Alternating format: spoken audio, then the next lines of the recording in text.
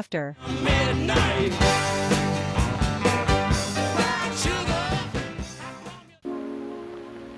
Alright, so for a while now, Red and I have kind of been playing with different ideas in which we can bring more content to the channel, which brings us to our very first Just After Midnight solo video, which is not nearly as spicy as it sounds.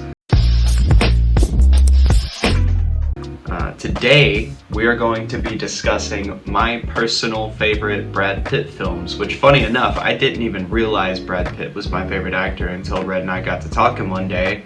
We were just kind of discussing our favorite movies and our favorite actors, and after I got done listing mine, he was like, okay, so you must be a really big Brad Pitt fan. And it kind of brought the realization that every movie I listed, he starred in.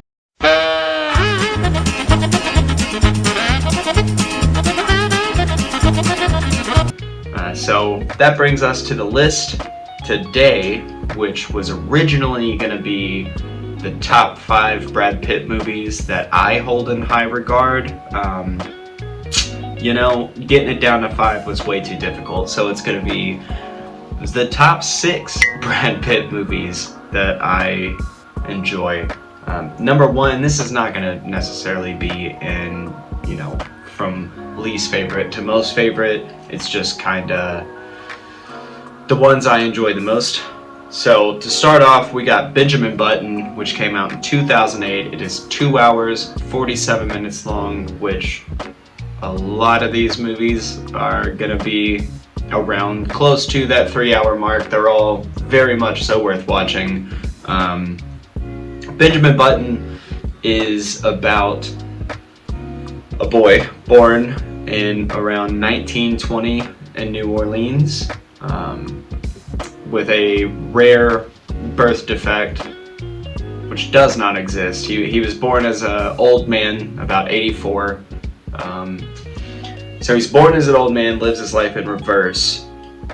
So he gets younger the older he gets. So the more time goes on, the younger he gets. 12 years after he's born, Cate Blanchett's character is born, who is in his life periodically throughout the film. There is going to be spoilers throughout all of this, so if you're not into that, I would maybe just go ahead and turn it off. But Cate Blanchett is his love interest, which I know sounds super weird, because it is. But so she's born she comes into his life 12 years after we see him for the first time. They kind of become friends. They've got this weird, unique relationship. And then as time goes on and as he gets younger and she gets older, they kind of meet in the middle eventually, and form a life together. And then she kind of realizes what's going on. And before you know it, he's a baby. And then he's not anything anymore. So very, very unique film, though. I mean, very beautifully written. It's very much so a story-driven film, which I'm a big fan of. I mean, I like the popcorn flicks as well, but if I'm gonna sit down and watch a movie, more often than not, it's gotta have a very strong story, very into substance. So, great movie. Next, we've got Seven. Came out in 1995. It's 2 hours, 7 minutes long. In this movie, we've got Kevin Spacey, Morgan Freeman, Gwyneth Paltrow, Brad Pitt, and Morgan Freeman are both detectives. They are hunting down a serial killer who, again, very unique concept, is essentially killing and very theatrically acting out the 7 deadly sins. So, you know, you've got gluttony, and you've got sloth, and you've got all the 7 deadly sins. Kevin Spacey in this film is the serial killer. While not a serial killer in real life, also not the best person in real life, so kind of fitting. Brad Pitt, Morgan Freeman are the ones hunting them down. They've got a very unique relationship in the film. Brad Pitt's very standoffish, very closed off. Morgan Freeman is more of a, I guess, kind of positive, normal person. Even if you haven't seen this movie, I'm sure that you've seen the meme that was created off of it, which is the very ending scene where Brad Pitt is like, "What's in the box?" And unfortunately, it is his pregnant wife head, because Kevin Spacey, his sin was envy, and he's envious of Brad Pitt's character, who has the, like, I guess, perfect normal life, if you could call it that even. He's got the wife and he's got a baby on the way, and so that leads Brad Pitt to the sin of wrath. But all in all, great movie. I mean, from start to finish, you never get bored of it. Great movie. Next, we have Troy, which came out in 2004. It's 3 hours, 16 minutes long. Longest movie on the list. Every minute worth watching. Pretty much. Okay, well, you got Eric Bana, Orlando Bloom, Diane Kruger, Brendan Gleeson. Probably said that wrong. Very unprofessional on this side of things. So, the Trojan Prince, which is Orlando Bloom, falls in love with the Spartan King's wife, which is Helena, which is, not a good thing. Diane Kruger plays Helena. So, they go back to Troy, and an all-out war starts over this, and Troy was kind of the last kingdom that was stopping the Spartans from reigning supreme over everything, which in turn starts an all-out war. Brad Pitt's character is dipped in like a fountain of immortality, and so he's kind of like the perfect warrior. Not only is he just badass all around with any weapon you put in his hand, but he's pretty much impenetrable until you find out his weakness, which I'm all for giving spoilers. Don't want to give that one away though. Maybe you should just watch it. It's great. It's a timepiece. It's a good mix of action and story. All around great movie. Next up, we got Fight Club. Came out in 1999. It is 2 hours, 19 minutes long. It is Edward Norton, Helena Carter, Jared Leto. We even got Meatloaf in the mix. His name is Robert Paulson. I mean, if you know, you know. What a great movie. It's probably one of the first movies that I saw that made me really fall in love with what you can do. It's got one of the greatest twists that a movie can have. So Brad Pitt kind of plays just this loose cannon, doesn't really live by anybody's rules. Edward Norton starts off as this like white collar, skittish almost. You can kind of tell that he hates his life, hates his workplace, hates his boss. Brad Pitt comes in, changes up the whole game, really brings him out of his shell. For better or for worse, who knows? Helena Carter is the love interest between the both of them, which I don't want to give away too much. You gotta watch it. It really does. It has a great twist in it. But essentially, what starts off as a fight club, literally just a bunch of dudes beating the shit out of each other in a basement, really leads into the goal of collapsing the government, because we have, as a society, become too accustomed to materialistic objects, and that's what we base our value off of, which is, very true still today. I think we're a little bit better at realizing that, but great movie, love it. Probably, whether it's in numerical order or not, I would say it's at least my second favorite Brad Pitt movie. Which brings me to Meet Joe Black, which is, regardless of favorite to non-favorite or whatever, Meet Joe Black's number one.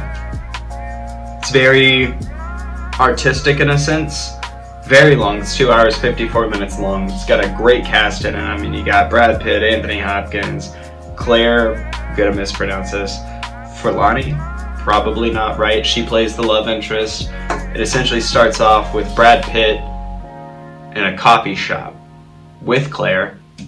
They meet, they've got great chemistry, And then he leaves. They do the whole, like, as they're walking away, they look back at each other. It's like fireworks. It's this whole thing. She turns the corner. He gets smooth ran over by a truck. You know, he's gone. He's dead. Brad Pitt's dead. Until Death himself takes over Brad Pitt's body, which leads us to Anthony Hopkins, who runs, you know, Fortune 500, you know, whatever, $1 million company. He's destined for death any day now, and so Brad Pitt comes to him, who is now Death, and is like, look, this is kind of the situation. And being the great businessman that he is, Anthony Hopkins kind of convinces him to let him finish tying up the loose ends, and is like, you know, why don't you try to enjoy your time on Earth, which Death finds intriguing, and so he does. And I would say it's probably my absolute favorite Brad Pitt film, simply because he does such a phenomenal job at convincing you that he is experiencing everything for the first time. Everything is almost childlike curiosity. I mean, there's a scene that sticks out to me where he's kind of walking through the estate of Anthony Hopkins, and he stumbles upon the kitchen, and he's talking to, I guess, the maitre d', and he gives him just like a spoonful of peanut butter, and there's just what should be like very weird or awkward scene of just Brad Pitt just eating peanut butter off this spoon and just overly excited about it, because I mean, who doesn't love peanut butter? But he's just like, something that small brings such excitement to an infinite being like Death. And, you know, he finds love through Claire Forlani's character. And it's just, all in all, it's a very beautiful story, but it is one of those movies where, you know, if you're the type of person that gets bored very easily, or you just like, you need that constant hit, you know, you're probably not going to find that much enjoyment in it. But it's very story driven, it's very beautiful, it's got a lot of substance to it. Life and Death, man, it's a great one. Like I said, originally this was going to be like a top 5. It was too hard, so I ended up with 6. The next one being Interview with a Vampire. Came out in 1999, 2 hours, 2 minutes long. We've got Tom Cruise, Kirsten Dunst, we've got Antonio Banderas. I mean, excellent movie. So Brad is Louis in this movie, and long story short, he's kind of depressed and giving up on life, and then Tom Cruise comes in, who's Lestat, and turns him into a vampire and also into his companion, and they kind of go through life together. And the whole movie is given from Brad Pitt, his perspective. His character Louis is legitimately giving an interview with somebody the entire movie, but they're wildly different. So Louis is a very empathetic, caring person, and Tom Cruise's character Lestat is very just aggressive, and whatever benefits him is what he's gonna do. I mean, he kind of just lives by his own set of rules. And so Louis is gonna leave. He's gonna leave. In comes Kirsten Dunst's character, who, I don't know her exact age during production, but if I had to guess, I mean, 10, 11. I mean, pretty young. As far as I know, this is probably her first major film. So Kirsten Dunst, who plays Claudia, her mother and pretty much everybody at the time is dying of the plague, and to essentially manipulate Louis into staying, Lestat changes Claudia into a vampire, and they have this wonderful little family until they don't. and it's a very good film. I mean, you know, artistic in a sense, but it's got a good balance of story and action and love and heartbreak, and it's just all around it. It's got all the stuff. It's got all the elements. It does wonderful at all of it, and you know, pretty much any of those movies that I talked about, I would highly recommend to anybody and everybody. I mean, the list could go on and on, though. I mean, you got like Moneyball, for example. I mean, Brad Pitt's such a good actor that you could even take something like Baseball, which, you know, no offense to anybody, I don't find any interest in whatsoever. It's all based on a true story, though, and you know, you take something like Moneyball and Brad Pitt plays scout or player organizer. I don't even know what his role is necessarily, but it's based on a true story, and it's about him essentially rebuilding the team that he is in charge of and trying to become the best team ever. And it's a very big balance of work life versus family life, and he just nonstop, man. He's got great movies. You know, you got stuff like Mr. and Mrs. Smith, which is a perfect balance of action and comedy. And anyway, I could go on and on and on about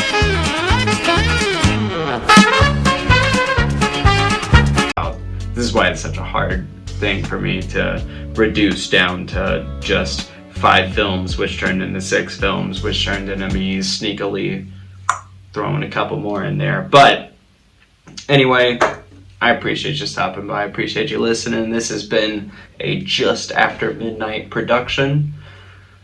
We'll see you soon. After midnight.